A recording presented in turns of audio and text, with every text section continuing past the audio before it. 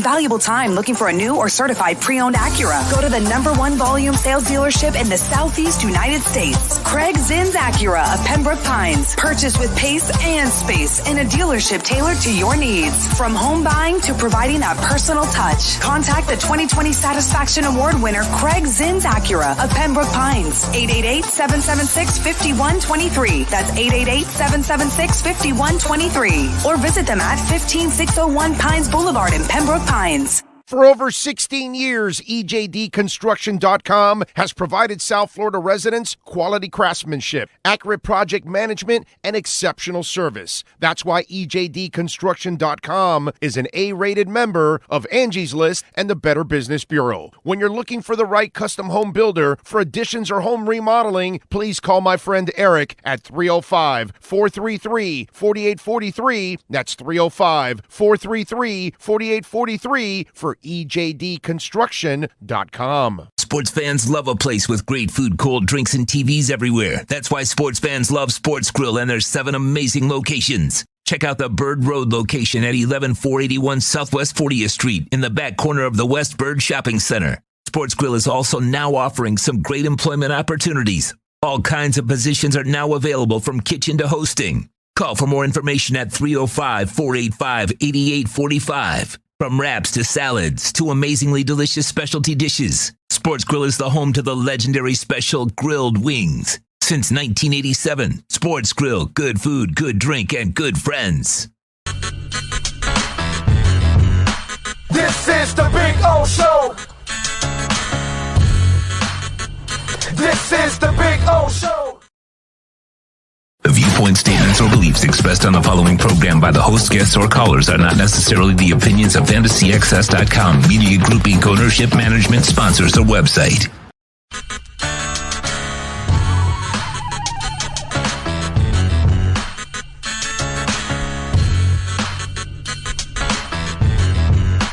This is the Big O Show. This is the Big O Show. This is the Big O Show.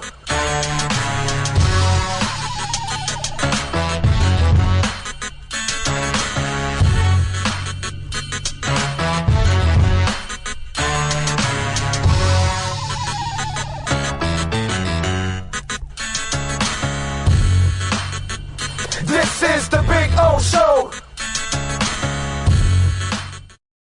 We are on from a very happy Sports Grill on Bird Road and 114th.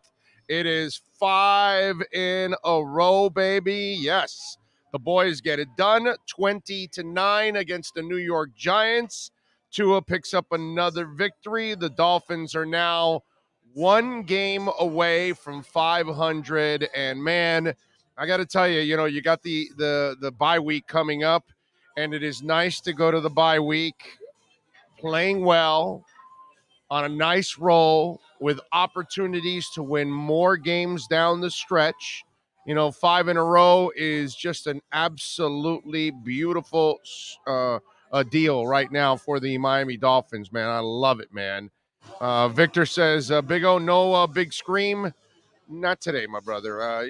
Today is one of those days where I kind of I'm treading water, in other words. You know what I'm saying? It's not an easy day for me to be doing this as it is, So, but I appreciate it as always. Maybe the big scream will come back next week or in 2 weeks since we get next week off. And I was talking to Sean. I don't even know what we're going to do with ourselves with a weekend off. That's absolutely amazing. I mean, we just had one, specifically myself, with the travel in the middle of the week. One hell of a week already. Emotionally, physically, mentally, everything. It's been a tough one. But anyway, good stuff by the Dolphins.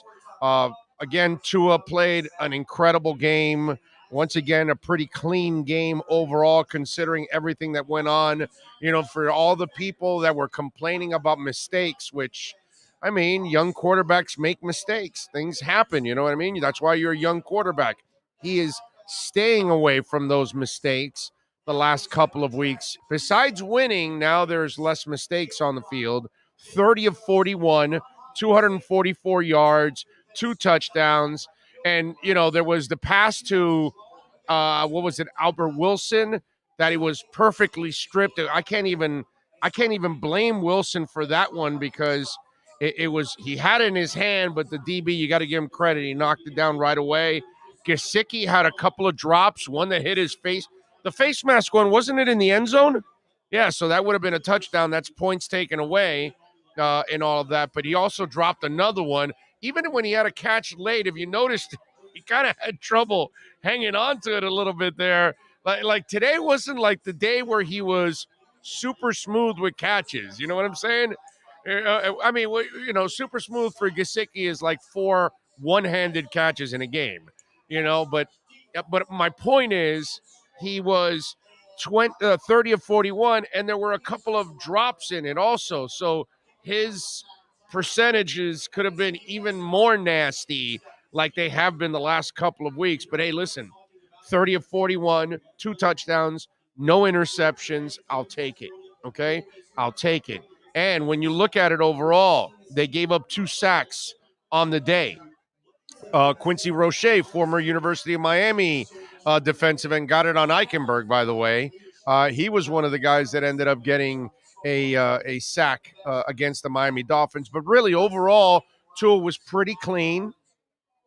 The offense was, the offense is what it is. It's not going to be an explosive offense. They're not going to put up a ton of points. And listen, to the Giants' credit, their defense played pretty well in this game to kind of keep everybody in check. So sometimes you also have to give a little credit to the opponent too. So the Giants defense came and did a pretty damn good job overall. But again, Waddle was fantastic. Good to know that injury wasn't serious. It looked to me like he got dinged up after he caught the ball when he was trying to get up and got tackled again. Well, I'm sorry, got tackled initially because nobody touched him, and he could have ran after that. And the DB was doing the right thing because nobody had touched Waddle, so that was smart on his part. But it was kind of awkward the way his legs were twisted if you look at it. I looked at it here. I was able to rewind over and over again because I have an iPad in front of me where I have the game on constantly. Obviously, I can't rewind in the restaurant, but here I can actually rewind it on my iPad and check it out, and he was kind of twisted up. The good thing is, again, that it looked like he was, that he's fine and he's not injured or anything along those lines, and he was able to come back. So it's good, man. It's just really nice to see the quarterback is settling in, and some of the other positions are kind of settling in on offense, but just got to fix that line, man. And when they get a good coach on the line, they'll be fine. Right now, they have terrible coaching on the offensive line. I mean, the entire offense is terrible. QB coach, offensive coordinator, and the O-line coach are just absolutely horrible. They are atrocious. They might be the worst offensive coaches in the history, in the 50-something, 55-year history of the Miami Dolphins. These are the worst offensive coaches they've ever had. Seriously. I mean, that's the amazing part about what's going on, that they're able to overcome it with these bum-ass coaches that they have on offense. Rob Corchine, I think. I'm sorry if I Corchine. I'm not sure how you pronounce it. Hey, Alzugaray, I get it. People butcher my name. I'm sure they do yours. But Rob, thank you so much for the super chat. He says, Big O2 is on fire. It's not fantasy numbers, but it's death by being efficient. Let's go Miami. Coin. Fins. Crypto BO. Or Crypto BO. Okay, I see. I think that's what you wanted to do. Crypto BO. Yes, we are crypto. And it's a nice, it's a nice little correction to take advantage of. I'm just saying. The losers panic and sell. The smart ones, they don't get flustered. They look at it. It's no crash. It's a little correction. You take advantage of it and you move on. You know what I'm saying? I saw Star Atlas like at 13 cents and, yeah, I saw V-Chain went down. Cardano's at a bargain. Bitcoin, if you never got Bitcoin, good stuff. By the way, if you do want to support our show, You can also make a donation like Rob did. Instead of the super chat, you can do it also on Cash App and Venmo. That goes directly to us, and we get 100% of the donation. On YouTube, we get 70. We lose 30% of it to YouTube. So that's why we came up. Well, actually, we didn't come up with it. You came up with it because I had no idea to do that. You guys gave us the idea of Cash App and Venmo, which I appreciate. Cash App or Venmo, Cash Big O Show is the address. Cash Big O Show is the address. You'll see it on the scroll underneath me. You'll see the text line, 855-912-1056, and then Cash Big O Show for the Cash App or Venmo address there to reach out to us. Rosendo says, Big O, you have my deepest sympathy. I am tremendously saddened for your loss. The memory of Bill will give you comfort, and his legacy will live with you. All God bless your family. Thank you, Rosendo. And remember, there is a GoFundMe page. Bill's parents are struggling big time with his medical bills. And so if you can help out, it would be incredible, folks. You're seeing the GoFundMe page there. You can, check the address down, write it down there. GoFund.me/426-18338. I'm sorry. GoFund.me/426-18338. And it's incredibly important that if you can, whatever you can give, man, $1, $100, $1,000, $5, whatever it is that you can give to help out his family who is struggling big time. And obviously, I'm going to miss Bill forever, man. And I was just telling Mike a little bit ago, who got to know Bill because he's been following the show for a while, that it's going to be brutal for me that, every concert that I go to, everywhere that I go, it's like Bill's supposed to be with me hanging, going, because we've been together for over 40 years going to places, concerts and sporting events. And this is just something that I'll never be able to adjust to, unfortunately. It's just, it is rough. And so I thank all of you out there. However you sent your condolences on Twitter, DM, Facebook, Instagram, here on the YouTube chat board. And for those of you, obviously, that got to know Bill on the show, like my partner here, Sean, who had the pleasure of working with Bill and getting to know Bill, was just a great. That's the one thing I want everybody to know, that even if you didn't know Bill, he was a great human being. Just an amazing dude that was always willing to help anybody. And that's the greatness of Bill Preston. And that's something that will never be, besides being my brother and my best friend and, kind of like my blood brother, basically, a guy that I would, put my life in his hands. He was an incredible person for everybody and anybody that met him. So if you can, go to the GoFundMe page and please help out Bill's family. Okay. Flo gotta go. Thank you, sir. He says he drops a super chat. He says, is it fair to judge the offensive coordinators while the line is coached so poorly by a novice? Dude, the QB coach sucks. The offensive coordinators suck. And the O-line coach sucks. That's dude, did you watch today? 2nd and 15, they called the draw play. What the hell are you? You can't run the ball. You're going to call a draw play on 2nd and 15. You need to get that first down. You need to get that drive going. You need to get up another score to really put the Giants away. And you call a draw play on 2nd and 15. Tua and Waddle and these guys are succeeding in spite of the clowns that Brian Flores has hired. Okay? Let's not kid ourselves. It's great that they won. I love that they're winning. I love that Tua is playing well, and now people can shut the hell up that don't know anything about quarterbacks and talk a bunch of crap that the kid can't play, and he can be a Pro Bowler and an All-Pro and a Hall of Famer in this damn game and a Super Bowl champion. So there's a lot of good things going on. You know what I'm saying? I'm just not, on this show, I kind of cut through the BS, and I don't go with the lazy takes, which is, we'll fire Greer. Well, Why don't you think for yourself and look around? And meanwhile, I'm the only guy in the media that said it was coaching. Only guy. No one in the media said it was coaching. Okay? No one. No one. No one on any radio station. No one on any newspaper. No, I don't even think people were saying it across the country. Now they're all coming on my side because they're actually watching the games and they're watching, well, wait a minute, all the defensive players are developing. Wait a minute, Jalen Waddle's developing. Gesicki's fine. Smythe is fine, right? Tua's fine. But wait a minute, the only thing that isn't developing is the offensive line.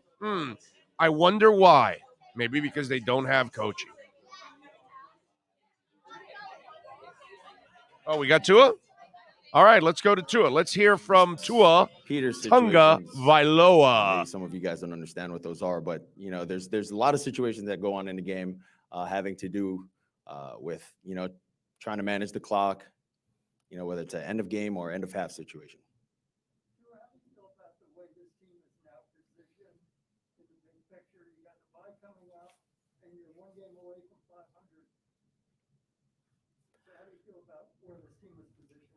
Yeah, I think, I'm glad we won, but I think there's a lot of things that we left out there on the field. A lot of plays, that we wish we could have back. But then again, it falls down to the execution, of us. So it starts with, me in the center and then it being communicated out there. And, I think we did a pretty good job protecting the ball today, though.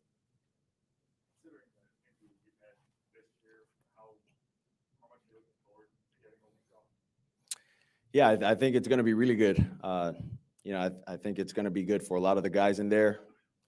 It's been, 13 games, 14 games with, contact nonstop, a lot of, preparation. So being able to get this little bye for our guys, I think it's going to be really helpful for us in the, in the back end of the season.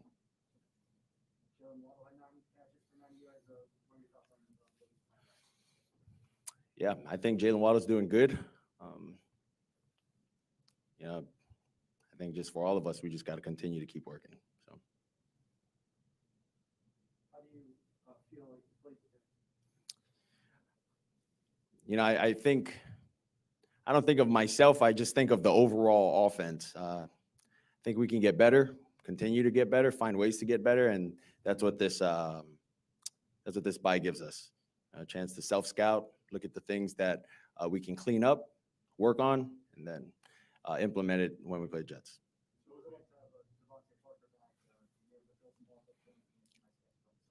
It was really good to have Devontae back.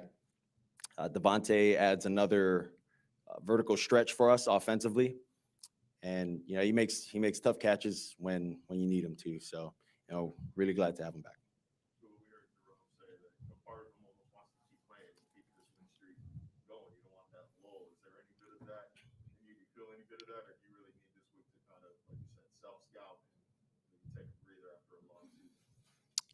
Yeah, I understand what Bake's saying. I think it goes both ways. You take some time off, but then you're also not really taking time off. It's more so mental preparation, whereas it's physical. What's it like as a leader on this offense, knowing your defense isn't even giving up, barely giving up double-digit points during this winning streak? What's that like? Feels good. It's, they keep the pressure off of us, if you will, offensively. But, we want to go down and punch, the ball in to the end zone. And we got to find better ways to do that. Can't go 3 and out, to start the second half.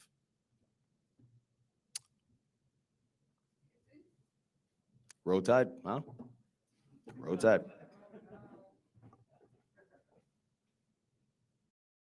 There we go. That is Tua Tunga Vailoa. We'll see if the coach is next, and we will bring up the coach for you, and we'll get you ready for the coach. Are you gonna just leave the screen up?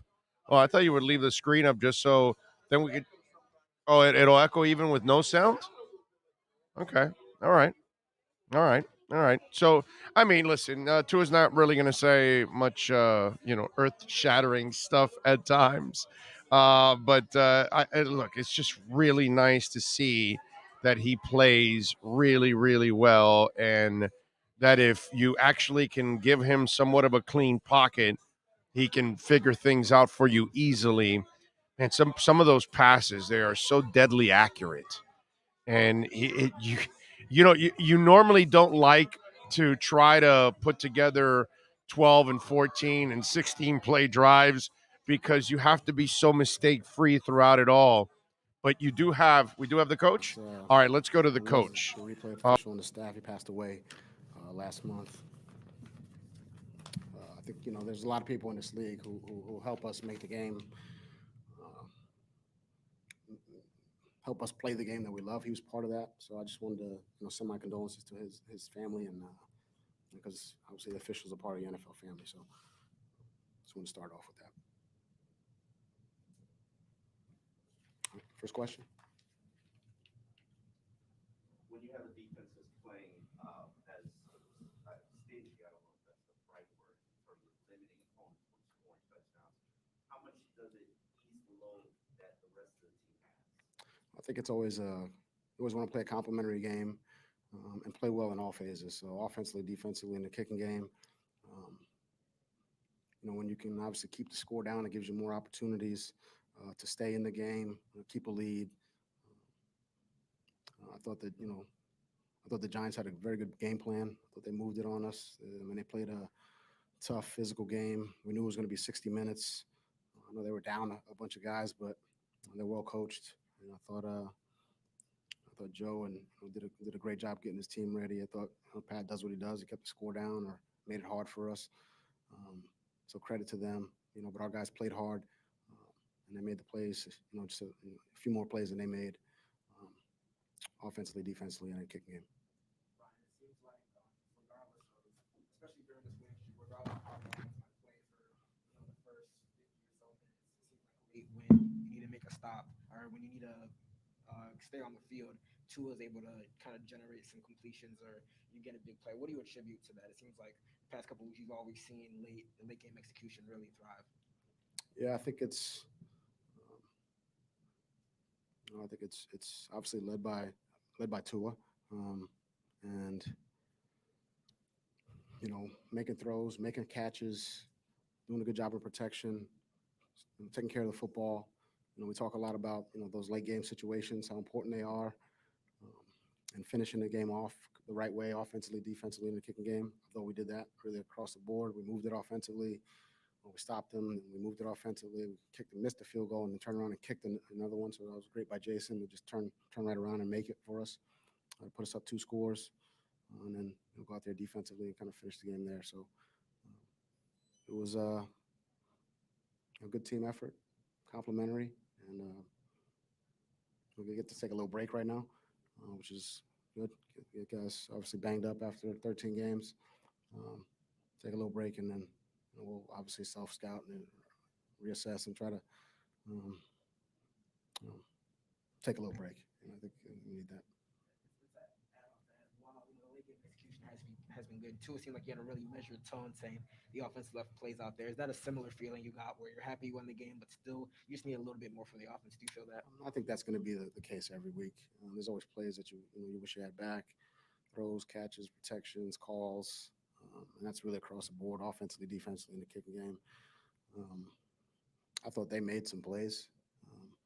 I thought Galladay made some catches, Ingram made some catches, Cooper made some catches against tight coverage. I thought Glennon made some tight window throws. Again, I think they Joe, Freddie, they had them ready, and we just made a few more plays than they did. Brian, I spoke a little bit Monday about this being the time of year for rookies, where the season's longer than used to. What kind of response did you see from Jalen, and Javon in particular, and Liam this week? As they hit that, try to punch through that wall. Yeah, I don't really talk about it too much. We need those guys to play for us and play well. So I think thankfully they get this week to rest up, heal up. I think all four of those guys, really five of those guys, including Hunter, and we got some other Trill as well. So I mean, this is these guys, they work hard. It's important to them.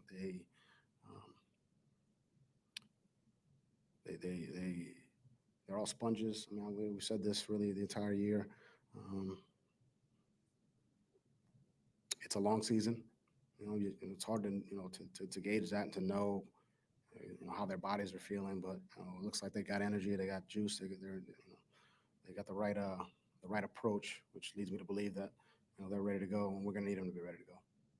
Follow up on that with Jalen Phillips in particular, does he seem to be hitting kind of that peak or hitting that stride at the right time, or what have you seen from him that's led to this uptick in production over the past 6 weeks? I'm seeing the same things that we saw earlier in the year. I continue to say this. It's there's a process there, and then I think a lot of people look at the production and think that's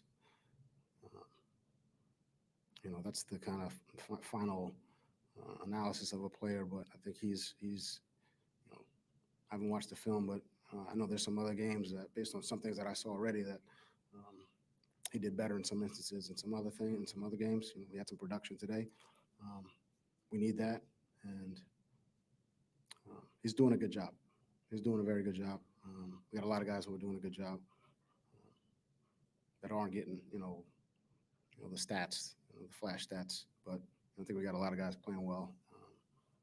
And he's certainly one of them. A lot was made when you guys didn't have the post-London bye. Now is this the flip side of that?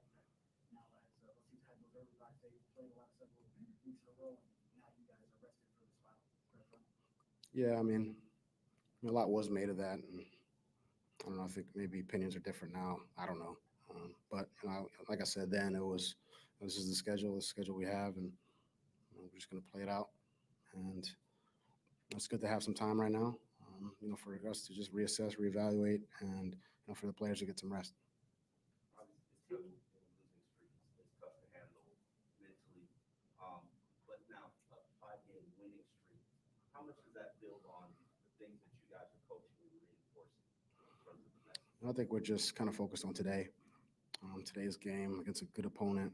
I had to tough out a victory in a 60-minute ball game, and just try to take it one day at a time, and not think about what's happened in the past, or talk about the future too much. We're just trying to get better every day. What is your schedule for this week? Do the guys have to be in at all? Yeah, they'll be in tomorrow. Is there like an unwritten rule on bye weeks, sticking around, leaving town, come to the facility? Our guys got to be smart. I mean, they'll have some time off, but my big message to them is be safe. Spend some time with your family, go enjoy yourself, relax, but be safe. That's the big thing. Enjoy yourselves; they've earned it. But be safe. Hopefully you guys write about that and they read about that, because that's really the message. I want them to hear. But we'll come in, we'll do a little work this week, and it's been 13 games, so I don't see us getting out there and putting pads on and banging on each other. But we'll meet, we'll try to make some corrections, try to look through some things that we can do better. But they'll certainly have some time off to relax, get off their feet, and enjoy themselves a little. But be safe, please. All right. Thank you. There you go. That's the head coach, Brian Flores, Patriot USA. I'll get back to you in a minute. I could tell Patriot USA because I'm watching Flo's press conference, right? And I'm looking at the chat board, right? And one guy named Patriot USA says, "We need a big bruising back that breaks tackles." And I go to him, like Najee Harris, and he goes, "Yeah, just like him." And I said, "Yeah, I could tell you didn't listen during the week." We will give Patriot USA what we call a football education very soon on Najee Harris, and we'll show him why he doesn't really know what the hell he's talking about when it comes to the Miami Dolphins and Najee Harris. But anyway, let's do this. Let's get our Sports Grill Miami Dolphins Insider Let's Report. get ready to talk Dolphins football. It's the Sports Grill Miami Dolphins Report with Sports Illustrated's Alan Poupard. With locations throughout South Florida, Sports Grill is the home of the special grilled wings. Check out our sponsored locations in Miami on Bird Road and 114th and in Miami Lakes in the Royal Oaks Plaza. Here's Miami Dolphins Insider Alan Poupard. The man, the myth, the legend, that is Alan Poupard. How you feeling, baby? You're covering a team that's 5-0 in their last 5 games. Got to be more fun to write about winning than losing. That's for damn sure. And soon to be 6-0 in their last 6 games when they come back in 2 weeks. No, I'm having, like I wrote yesterday in my game prediction. By the way, I predicted 20-9 Dolphins. Thank you very much. Nice. There you go. I like it. Yeah, like I wrote, it's like I got 2020 vibes all over again. It's the same team playing great defense.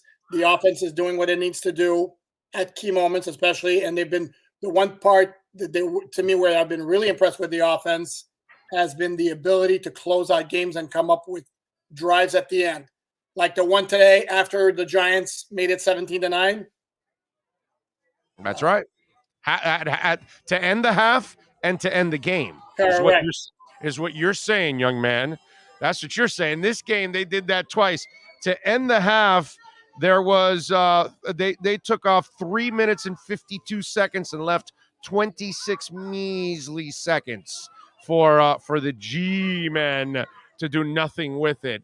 You are correct, and you know it's a twisted thing, Alan, because I don't know if you're going to agree with me on this, but it is so dangerous. Like in years past with the quarterbacks that normally Miami had, you didn't want to be involved in 11, 12, and 15 play drives because those guys weren't accurate enough and consistent enough to help you do those kind of things. But this dude, is like Tom Brady, is like Joe Montana. It's like it's like some of those great. I'm not saying that he's those guys, but I'm saying he has the quality like those guys, that he can be deadly accurate, that he can systematically pick you apart and heading downfield and chew up the clock, which is what you're talking about because they're not doing it with the running game. But here's the thing, though, what they've done. No, I agree. Let me first say with your point.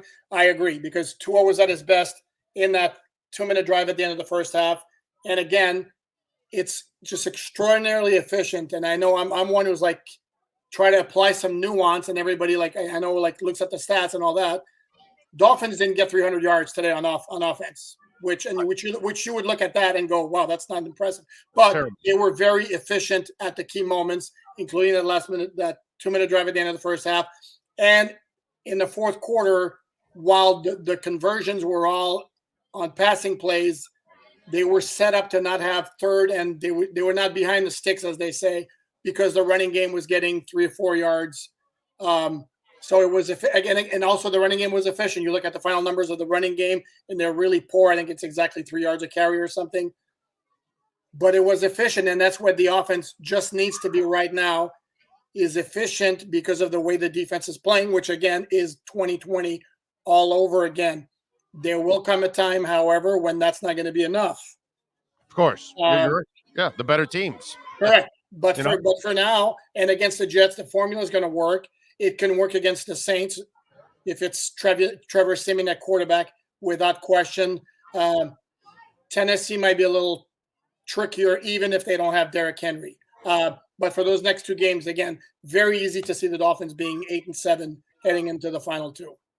I'm with you there. Alan Poupard, of course, joining us with the Sports Grill Miami Dolphins Insider Report. Remember, you can follow him on Twitter at Poupard NFL, and more importantly, subscribe to the Sports Illustrated or bookmark Sports Illustrated. Yeah, bookmark it, baby. Save it so you can get everything there from him.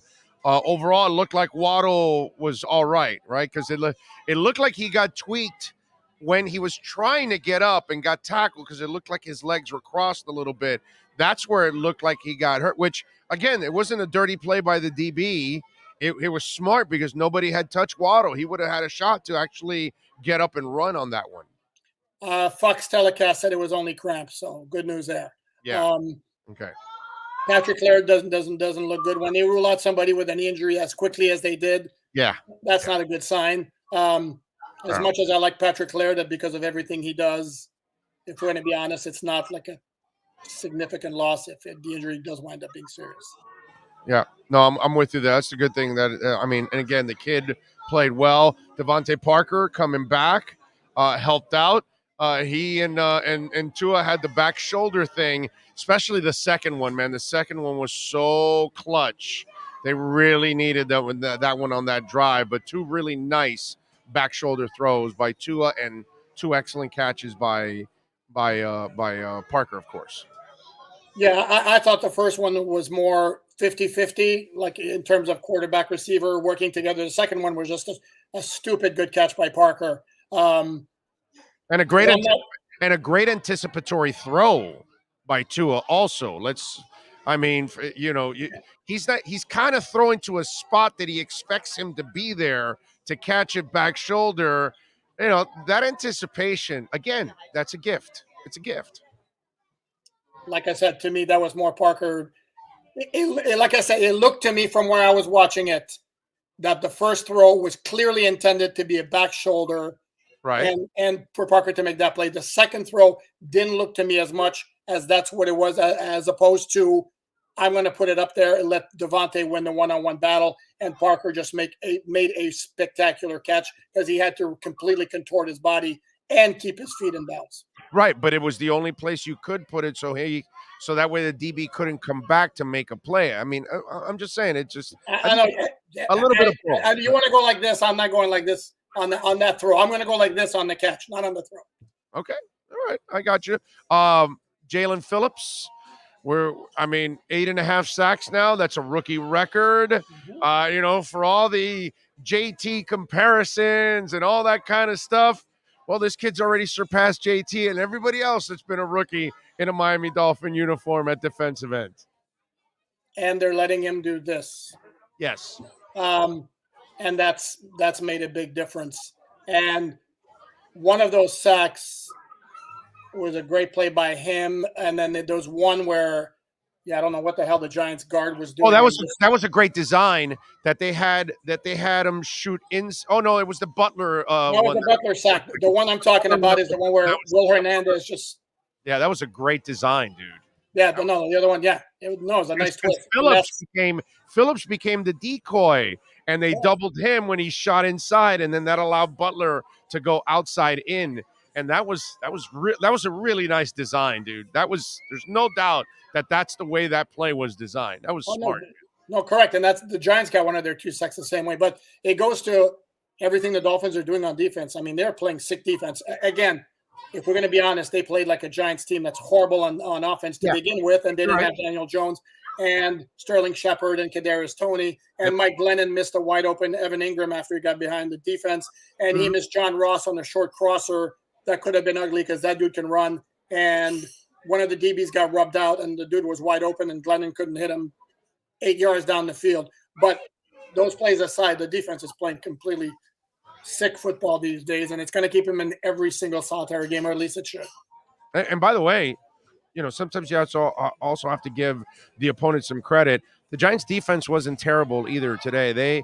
They actually made some plays and made it a lot harder for the Miami Dolphins overall. So I know that the Dolphins didn't put up a lot of yards, but we also have to give the Giants a little credit, man. They made some plays in that game. No, the Giants' defense has been very good the last 5 games, except for the Tampa Bay Monday. I think it was the Monday night game. Yeah, the Tampa Bay game, they weren't competitive, but every other game, I mean, they made Patrick Mahomes look very, very ordinary in that Monday night game before they lost. So no, the Giants actually are very competitive on defense. Their offense is just not very impressive. What'd you think on the drive before the half where Tua goes 11 of 12 in that drive there? And remember, the only drop was the Gesicki hit in the face mask. That should have been a completion on that drive. No, it was very impressive, very efficient. And again, everything is short throws except for the one to Parker on the back shoulder throw. That was really good. And I'm going to say this for Tua. He wasn't helped by his receivers because there was like 2 or 3 drops. He had Wall on the slant where he was looking up too quickly. He had Wilson that's not going to go as a drop because the DB got his hand on there. Oh, that was a good play by the DB, man. It did look like Wilson secured it very, very well immediately. So I don't think he had the time, dude. It seemed like the second he caught it, it got batted down right. I mean, I'd love to blame Albert Wilson for this just to have a little fun with it. Yes, you know what I'm saying? I would love to blame him, but I'm a fair dude. I got to give the DB a lot of credit on that one, man. I thought he made a beautiful timing play, as frustrating as it was for Dolph fans. I agree, and I'm supposed to be the Tua hater, and to me, I want to give Tua a little bit of a break on that one where I'm not calling it a drop, but I think had Wilson secured it a little bit better right at the play. But like bottom line, though, it was a good play by the Giants. Yeah, the Giants DB. Tight window. By the way, there was a Hunter Long sighting. Holy crap. Caught a ball. Wow. Shocking. Damn. Yep. Right. That was good. They don't need him to catch passes, let's be honest. I mean, seriously. No, I know, but it would be nice to find out if he can. You know what I'm saying? I would like to see him kind of develop a little bit here so you can feel a little better because in a way, you've kind of put yourself in a corner that if you're the front office, it's not like you were able to develop somebody that you can tell Mike, oh yeah, no, Mike, see you later. No, that'll be a major loss. So, I'm hoping they sign Mike Gesicki anyway from the get-go. But if you would have developed Long and he would have looked really good, then you can say, well, we're going to move on because that's what you thought. Remember at the beginning of the year, you kind of thought the Hunter Long thing was to exit, from Gesicki. But right now, God, outside of Waddle and Gesicki, those are your 2 most reliable. And of course, my boy Matt Collins, who never gets any respect like Rodney Dangerfield. But anyway. And Parker when he's in the lineup. Yeah, but that's a problem. When, you know what I'm saying? The reliability is a problem with him. But I'm just saying, with Gesicki now, you're kind of in this thing that he's a guy you got to bring back right now because you can count on him. But are you so sure that it happens? Because I'm not. You're still not sure he comes back? No, I'm not sure he comes back. Okay. I mean, that's one move. Hey, listen, I wouldn't bring back Flo, but I'd bring back Gesicki. That's just me, but whatever, Well, they won 5 in a row. Flo's not going anywhere. No, I know that they probably will keep him, which will be a mistake for Chris Greer. But hey, man, if you want to take that chance, go ahead. Keep a coach that can't build a staff. That's a whole different ballgame if you want to keep doing that. What else stood out to you in this game that you liked? Well, before I talk about that, strange comment to make when they won 5 in a row. But okay, I know your feelings. If you can't build a staff, you can't be a head coach, bro. But they've won 5 in a row, and they were 10-6 last year, so he's doing something right. Anyway, back to your original. You know what stood out to me, and this is like, and this is me, being Mr. Negative. I hate to rag on the guy on a day when he sets the Dolphins rookie reception record, but I think I would get Jalen Waddle away from returns. He doesn't do anything for me in that department, and he's way too valuable on offense to take the risk of him getting injured. I agree. I'm sure they can find another kickoff returner for however many there are in a game anyway. And I know against the Dolphins, there are never any returns because Jason Sanders is a touchback every time. And as a punt returner, I much prefer Javon Holland than I do. But both are very valuable, right? I mean, it's like, no, correct. I'd like to get somebody else that's a receiver type of, 4th, 5th receiver that actually can do that job. That would be nice. They did have a guy, but, I guess they didn't want to keep that guy. So I'm hoping they fumbled. So what else stood out to me? Mike Glennon's audacity in trying to force passes into double coverage against X on top of everything else. It's like bad enough that it's the guy's double covered and he's trying to hit against X. And then the one in the end zone, Javon Holland came in the back and probably should have had a pick. That stood out to me. Andrew Van Ginkel keeps standing out to me, man. He is balling like nobody's business. And it's like the first 6 or 7 games, I'm like, what the hell happened to that guy? And then the last Well, it can't be all usage. I understand it. Maybe it's the understand scheme, man. You changed the scheme, and it opened it up for Van Ginkel and for Jalen Phillips, guys like that now. Here's the other thing also. Remember that in training camp, Van Ginkel had a back issue, and he also showed up on the injury report at some point during the year. I don't remember exactly when, with a back thing. So, excuse me. Is it possible that he wasn't completely healthy?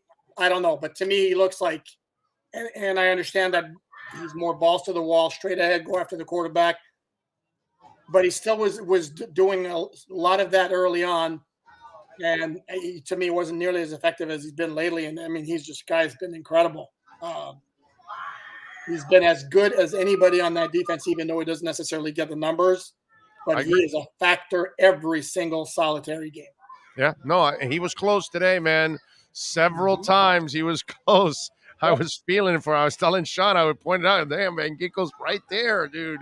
He's almost there, and he almost ended up getting it. All right, what are you working on at Sports Illustrated so folks can check you out, my friend? Everything and anything. I already had a couple of things up today. I'm going to do my obligatory 5 biggest plays, and I'm going to do some quick reactions to this win. By the way, Jakeem Grant Sr., 1 return for 8 yards today, so he was strong. I want you to know. I just want to make sure they sorely miss him. But then again, he was the leading receiver of the team, 5 for 62 and a touchdown.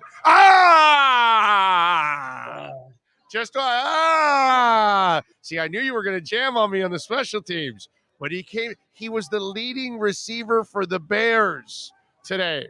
Who lost again? 5 for 62 and a touchdown by Jakeem Grant. Doing it all, baby. It's not his fault. He tried to carry them as much as he could, the little guy. You know, he tried. You're funny. All right, brother. You be good out there, all right? Right back at you. You got it. Follow him on Twitter at Poupart NFL. That is our Sports Grill, Miami Dolphins Insider Report.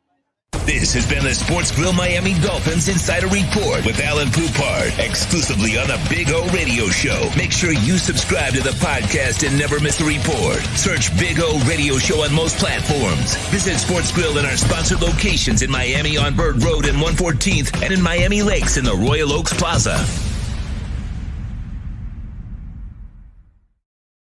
Back. Appreciate it. Let's take a quick break here. Let's get ready for hour number 2.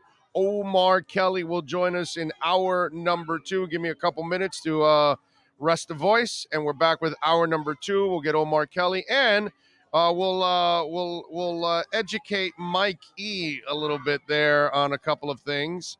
And I got a couple of other things coming in on the text line that we'll definitely address. As the Dolphins defeat the Giants 20-9. Give me a couple minutes. Back with more live from Sports Grill on Bird Road and 114th. This is the Big O Show. Sports fans love a place with great food, cold drinks, and TVs everywhere. That's why sports fans love Sports Grill and their 7 amazing locations. Check out the Bird Road location at 11481 Southwest 40th Street in the back corner of the West Bird Shopping Center. Sports Grill is also now offering some great employment opportunities. All kinds of positions are now available from kitchen to hosting. Call for more information at 305-485-8845. From wraps to salads to amazingly delicious specialty dishes, Sports Grill is the home to the legendary special grilled wings. Since 1987, Sports Grill, good food, good drink, and good friends.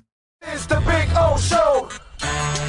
Judge, you tuned in to the hottest sports radio. When you need your warehouse looking good while staying efficient, there's only one place to find the finest racks in the business. Pallet Rack City in Hialeah. 305-424-8547. That's 305-424-8547. Pallet Rack City is the company you need when you want your warehouse sporting the finest racks in the business. After all, who doesn't love a great rack?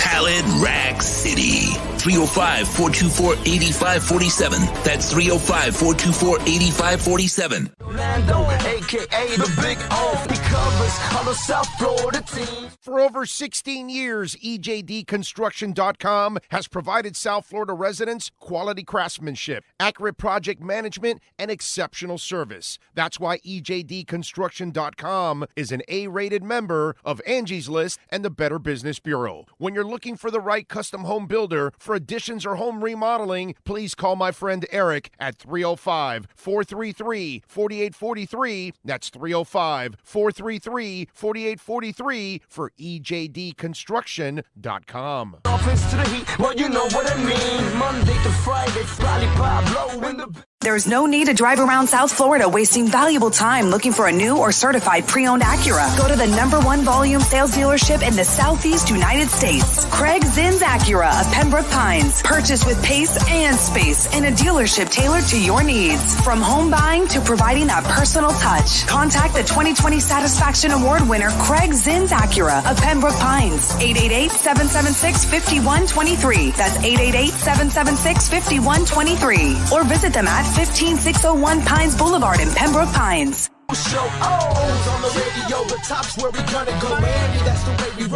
Folks, you can support the hardest working sports talk show in South Florida through Cash App or Venmo. Just search Cash Big O Show. Support us through Cash App or Venmo. Cash Big O Show. We thank you for your incredible support. No one has a similar show. Talk sports, talk plays, talk... If you're a Miami sports fan, then there's only one store to go to, and that's Caneswear at Miami Fanwear in Davie. They're your one-stop shop for all your inner Miami CF, Canes, Dolphins, Panthers, and Marlins merchandise. They have hats, t-shirts, game day jerseys, and so much more. Located at 2511 South University Drive in Davie, and open 24/7 online at caneswear.com or innermiamiwear.com. Call them at 954-835-5597. Caneswear, the spot where inner Miami and all Miami sports fans shop. Live and direct, because nobody do it better than Big O in the set. From sunrise, listen live. When you're ready to purchase a new home or refinance the one you have, American Dream Lending will make sure your loan experience is easy with fast approvals and quick closings. With many loan programs and competitive rates, now is the time to turn your dreams into reality. Ask about special financing for veterans. They never charge an application fee, and you will work directly with one of their experienced loan professionals. Stop dreaming and contact American Dream Lending today, 786-802-1727, or online at adreamlending.com. For over 25 years, South Floridians have counted on Tommy B. Butts Jr. Enterprises for their roofing needs. In South Florida, we battle the sweltering heat, rain, winds, and all kinds of tropical storms. That's why when it comes to protecting your family, home, or business, call Tommy B. Butts Jr. Enterprises.com. 954-735-9826 or 954-394-1411 and ask to speak to Tommy, the owner. They specialize in all kinds of roofs. All work fully guaranteed with the customer's complete satisfaction. A+ rated member of the Better Business Bureau. Licensed and insured. There's no buts about it. When your roof needs repair or replacement, go to TommyBButtsJrEnterprises.com. A certified widening contractor. The viewpoint, statements, or beliefs expressed on the following program by the host, guests, or callers are not necessarily the opinions of FantasyXS.com, Media Group Inc., ownership, management, sponsors, or website.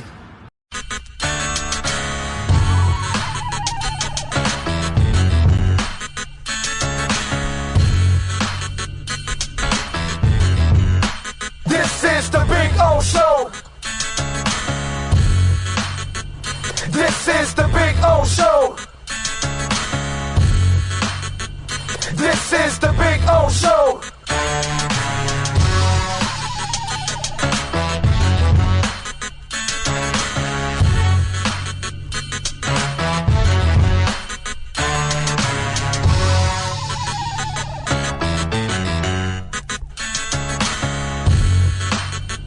This is the Big O Show. July, baby, from Sports Grill right here on Bird Road and 114th. Come on out and join us for the rest of the season. Obviously, we won't be here next week because the Dolphins have earned a nice sweet bye.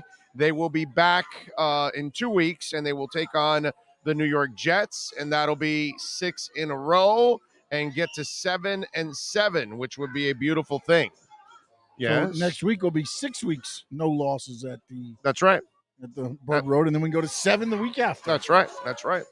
You could say that. And we're winning because we're not working on Sunday. So it's a win. There you go. It's a beautiful thing. Oh, love it, love it. Susie goes, Big O, Omar will push you all over the airwaves about Najee Harris. You can push me all you want. I'm the one that's going to shove you to the ground and just end the conversation. That's all. By the way, just to end that conversation there, because I did it this week, the problem is you don't watch the games. And if you don't watch the games and you actually don't pay attention, then you'll just say, oh, Najee Harris will help. No, he won't. No, he won't. Because Mike E goes, oh, they need a running back that'll break tackles. So I baited his ass, and I said, you mean like Najee Harris? And sure enough, he said, yeah, like Najee Harris. So what would Najee Harris do here?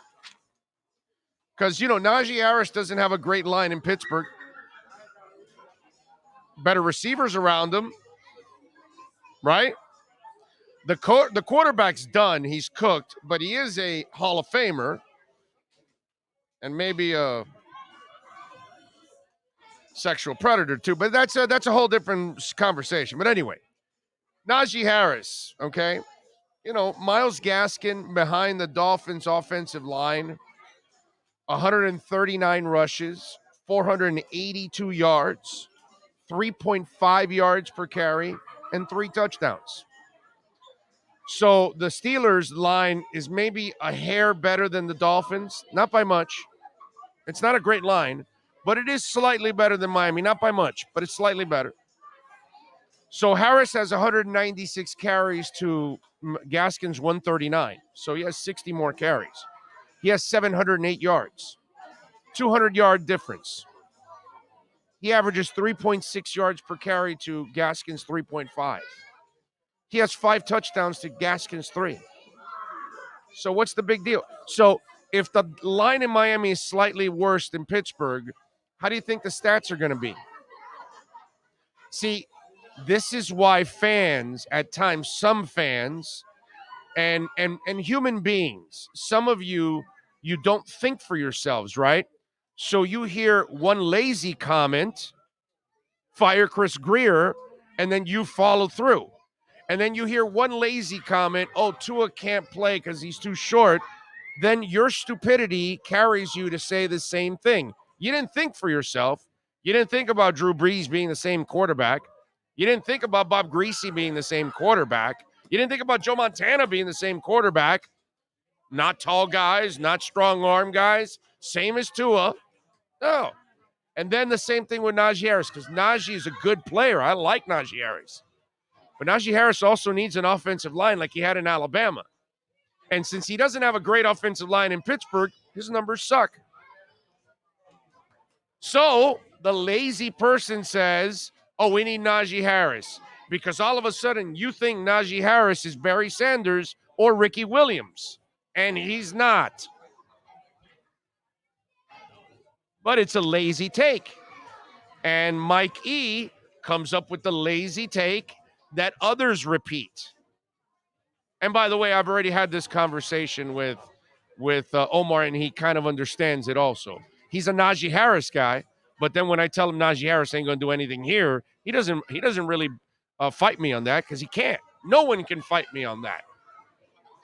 You can't fight me on that because Najee Harris wouldn't do jack crap on this offense. He'd be just like Myles Gaskin. So there you go. Okay. Irvin Gillum says, it's always a good day when the Dolphins win. Tua continues to prove the haters are wrong. Amen to that. Amen to that. Thank you, Irving. I appreciate you. Remember, you can also send in a donation through Cash App or Venmo. Cash Big O Show. That is Cash Big O Show. If you want to send it in through Cash App or Venmo. Cash Big O Show. By the way, Ray Martinez, thank you, sir. I appreciate you. Very kind. Sending us some love on the Cash App. Very, very nice. Thank you. Thank you. Let me see if we do have something on Venmo. Robert Triana, thank you, sir. And remember, Cash App or Venmo, Cash Big O Show. He says, Big O, great win, but a hard day for all of us. I have shed my share of tears with you, my brother. God bless. Thank you, Robert. I appreciate you, man. Yeah, it's a rough one for all of us, man. I'm never gonna recover from losing Bill, man. Never gonna recover. It's gonna be impossible for me to recover from that. And that's where, when you look at this situation, those of you like Robert that you got to meet Bill and got to know him, you know, it's just it's one of those things that will change your life forever. Because Bill was a great human being, you know, and he deserved better. He deserved better than how he ended up going out. And life can be cruel, man. Man, life can be cruel. Enjoy every day, ladies and gentlemen. Live it like it's your last. Enjoy your family. Enjoy your loved ones. Enjoy your friends. You know, if you can spend time with whoever you love, do it, man. Do it as much as you can because we just don't know what day we're checking out. And, 2 months ago, he gets in a car accident, which then leads to all kinds of issues that he had no idea he had. And it might have extended his life shortly by that. It might have ended really quickly if not for that. And it's just something that it's going to eat me up alive for forever, man. I'm never going to be able to recover from it. So I thank all of you out there for giving us the support that you have and giving us the love out there. I really appreciate it. Tom Wilson, thank you, sir, for giving us love there on the super chat. Very nice of you. Robert from Denver. Robert has been here at Sports Grill with us. Robert, thank you. He says, my condolences for your loss. I look forward to your post game each week, and I hate to see you in pain. Hopefully 5 in a row will help a little bit. Hang in there. Thank you, Robert. I appreciate it. As you know, as all of you know, when you lose somebody you love, it's just not time doesn't even heal, man. I lost my dad almost 30 years ago, and I never recovered from it. You know what I'm saying? It's just one of those things you have to learn to adjust to it. You know what I'm saying? What do you got for me? How's that? Yeah. All right. So Manny Navarro is reporting that Mario Cristobal is logging in to do his Alamo Bowl interview. Bob Stoops, meanwhile, filling in as OU coach. College football twilight zone. Yeah, because earlier they didn't know if that was part of the thing they were looking to see if Cristobal was going to log in. Right. Wow. So he hasn't agreed on a contract then? Apparently not. I'm guessing not, or there's a in place to he's going to do the bowl game, and I guess Manny's sticking around to do the bowl game here, possibly. I guess they're going to El Paso. I think that would be the right thing to do for everybody. You said all the time, Cristobal's a professional. He's a pro. Yeah. He's very professional in that. Yeah. He's not gonna crap on the people in Oregon. Wherever he goes, yeah, he's gonna do things the right way, bro. He's gonna work all the way to the end, and give you your money's worth for him being your employee. You know what I mean? And so, yeah. And then you saw that Manny did not suspend, but the visits. Canceled his visits. So obviously he knows something's in the works. Something's so we'll have to see what's going on there. Yeah. So I mean, listen, it's only a matter of time till this Cristobal thing lands because it just looks like it's the inevitable. So we'll see. And as I've said before, Cristobal is going to have to be better than he was in Oregon. He was never great at Oregon. It's going to have to be great here, man, because this fan base is going to get after him. You know, like those 2 losses to Utah this year, that's the kind of stuff that will drive fans crazy down here. So it's going to be a hell of a challenge for him, but I wish him the best. And he's going to have the resources. You know what? I'm just pleasantly shocked, okay, because I am shocked that UM is going to spend. Okay. I'm going to spend. By the way, the Ruiz man, the gentleman that's the billionaire, that he wants to build a 50,000 seat stadium in Coral Gables. I'm not sure what kind of crack that guy smokes, but it's some really good crack. I don't know if Nino Brown sold it to him. I'm not sure if he pulled into the Carter before he made that statement and got, sucked up by the USS Enterprise. Beam me up, Scotty, as Pookie would say. But there's no way Coral Gables is going to allow you to build a 50,000 seat stadium. And what on Coral Gables High property. So all of a sudden now Gables High is going to give up their entire field. So they won't have a field? Really? Is that is that really the come on, dude. Come on. Coral Gables, where you can't put your trash can in the wrong place. Coral Gables, where if you put the satellite in the wrong place, they might kick you. If you have too many leaves on your yard, you might get fined. Coral Gables. Coral Gables. All right, we are ready. All right, let's get our EJDconstruction.com Miami Dolphins report with the one and only Omar Kelly. For over 16 years, EJDconstruction.com has provided South Florida residents quality craftsmanship, accurate project management, and exceptional service. That's why EJDconstruction.com is an A-rated member of Angie's List and the Better Business Bureau. When you're looking for the right custom home builder for additions or home remodeling, please call my friend Eric at 305-433-4843. That's 305-433-4843 for EJDconstruction.com. The viewpoint statements or beliefs expressed on the following program by the host, guests, or callers are not necessarily the opinions of FantasyXS.com, Media Group Inc. ownership, management, sponsors, or website. The Big O Radio Show is home for the hardcore Dolphins fan. That's why we give you Omar Kelly twice a week. Buckle up. It's time for the EJDconstruction.com Miami Dolphins report, exclusively on the Big O Radio Show. All right, we are ready to go. Let's talk to the man, the myth, the legend. That is Omar Kelly. Oh, how you feeling, baby? You feeling good? Yeah, can't complain, man. 5 straight wins. That's what you gotta admire their resiliency. You gotta admire their ability to come back from playing horrible football. They've become a respectable defense. They've become an efficient offense. And those are all the starting points for building something that can be sustainable. Now the question is, what's next? What's coming? I mean, right now, I don't know. I mean, just keeping it consistent, I think is. I don't know what's next. I don't know if you can take it to the next plateau. You don't think there's more juice to be squeezed out of this fruit? Not on offense. I think Tua's doing as much as he. Well, I mean, that's not true. Actually, I'm wrong, because if by some miracle, dude, Parker, Preston, and Will Fuller get on the field, then yeah, actually, there's more juice to be squeezed. But if the unreliables stay unreliable, then no, I don't think there's any more juice to be squeezed in the offense. I think that you can have better than a 2.7 yards per carry average rushing.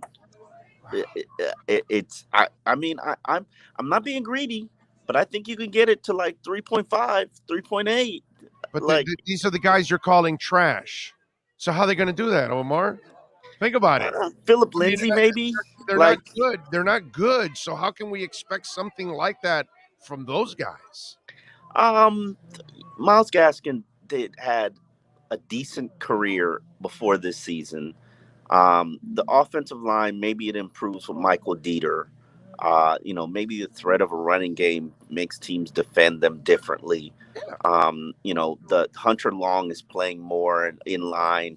Maybe he's an effective blocker that can kind of help you and be a dual threat. So I don't know. There's in my mind there is more meat on this bone. The question is, how do you get it off? Well, I would agree with you. If they had better offensive line coach, then I would agree that maybe we can get to where you want to get to. I mean, hell, if you get there, then you might actually, Omar, if they can average 3.5 like you said, that they might be a playoff team if they could do something like that, because their passing game would be that much better if that running game becomes any kind of a threat. Yeah, I mean, I know I'm not being greedy. I'm just asking for a respectable run game to balance out and complement the RPO. Like right now, there was a play they didn't get a completion on first down, and then they ran the ball on second down, and then they got to a 3rd and 8, which made it more manageable for Tua. I think they didn't convert on that drive, but it's just little small things that they need to clean up. I think they've cleaned up the penalties, they've cleaned up the mistake prone play, and now it's a matter of self scouting during the bye week and figuring out a way how to get more juice out of this squeeze. Yeah, and one of the keys has been also, by the way, that Tua's also stayed away from the mistakes. Yeah, no question. This Not is only like is he third straight being, game. yeah, efficient, but he's also clean. Yeah. Right now he's completing it, and I had to look this up because I always look it up after the game. He's completing 70.9% of his passes, 12 touchdowns, 6 interceptions in 8 games, 1,945 yards. He's got a 96.1 passer rating. I don't know where that stacks up in terms of the league, but for a guy who's just completed his basically 16 games as an NFL starter, this was his 17th game. It's pretty good. It's decent. It's consistent, and the hope is that he continues to trend forward. This is his 4th straight 100+ passer rating game, and 5th of the year. 5 of 8 starts is 100 passer rating. Like, I'm sorry, but you can't ignore that. No, of course not. I mean, all you had to do was give the kid some time, let him figure this out, let him see defenses, let him find out. The one thing that I love about what I've seen from Tua, and I've said this like 1,000 times already, he's adjusted to the chaos. And he understands what chaotic situation he's in, and now he's trying to play the best he can in that situation, because as you and I know, and everybody else out there knows, he's not dropping back with a clean pocket every single time. Yeah. So he knows that he's going to have to move a little bit, scramble some, buy some time, or if not, drop and get rid of the football as soon as possible. You know what's funny? I watched the Alabama-Georgia game, and Georgia has this like supposedly scary defense, and I watched their quarterback stand in there for like 5 seconds to throw a ball, and I thought to myself, Jesus Lord, the Tua gets spoiled at Alabama to the point where you're not even under duress. Right. You're just standing back there. You get the ball's hiked to you, and you're just standing back there. Maybe after a couple of seconds, a rusher's coming at you, and you got to throw the ball. Like, Jesus Lord! Like, and saying all that, he still made mistakes. Their quarterback, Georgia. Yeah, Georgia. The other kid, Young, made some. No, I'm talking about Young. I'm talking about Young. I mean, Georgia just didn't. But Young made some money plays yesterday. Yeah, but he had like all day to throw the ball. Which that's what I was talking about. I was watching that, like thinking, like, man, is this what Tua got used to? Like, you're gonna have all day to throw the ball? Like, who gets all day to throw the ball? In good colleges, yeah. When you've got like those stacked lines, you'll have plenty of time. You'll have clean pockets. That's what I've been bitching about over the last year when I watch Herbert play and I watch, Mac Jones play now, and I'm watching those guys drop back, and there's like 6 yards. Yeah. There's like 6 yards of space between the lineman and the quarterback. He's just standing there, just scanning everything. I'm going, damn, I wish Tua could do that. And of course they're going to look better that way, man. I mean, that's what I like about that. The kid has adjusted in a chaotic situation. And I think what people are overlooking a little bit because they've slammed Tua so much, I think some of these young quarterbacks, if they were under the same situation that he's been in the last year, they may not have played as well as Tua's played right now. Yeah, what has he got now? A 10-7 record? Yeah, 10-7. 10-7. Wow. 10-7 is excellent for a young quarterback. Young quarterback. I find that to be an excellent. Now, a veteran, that's not a good mark for Tom Brady and Drew Brees and those kind That's of not guys. a good mark for the elites. That the Teddy Right. Bridgewaters, Chad Penningtons, they'll take that. The Derek Carrs, they'll take that. They'll take Well, 7-7. No, I'll take it with a rookie quarterback, but obviously, as you get down the line, you want to do better than that. But again, You're not taking that with Ryan Tannehill? Well, yeah, because he's a game manager. So yeah, I could take that with him. Derek Carr. Derek Carr. No, he's better than that. Yeah, I think I'm one of the few that thinks Derek Carr is a franchise guy. I think he's a real quarterback. I think he's way better. I don't disagree with you. I think Derek Carr is a franchise guy. I think he's right. I think he's the baseline. He's right at the fringe. That's it. I'm with you. You and I agree on that one. That's like the last franchise guy in the league, out of whatever how many are left in the league. He's one of those kind of guys. I would love to. I mean, I'm happy with Tua, but I'm saying if they didn't have Tua, I would be happy with Derek Carr on this team any day of the week, man. I think he's a fantastic player. Jalen Phillips, my brother, 2 more sacks, rookie record now, 8.5. So after all the crap that people were talking and he wasn't a good pick and all that, now he's turning out to be one of the best rookie pass rushers they've ever drafted. I don't know how people, and I wasn't a negative Jalen Phillips. Yes, would I prefer a Najee Harris be the pick? I will stand on my podium and explain to you why it would turn this offense upside down. No, it wouldn't. Stop saying that. It would. Okay, so Najee Harris has 3.6 yards per carry with the Steelers on 190 horrible line. carries. Horrible line. And horrible line here.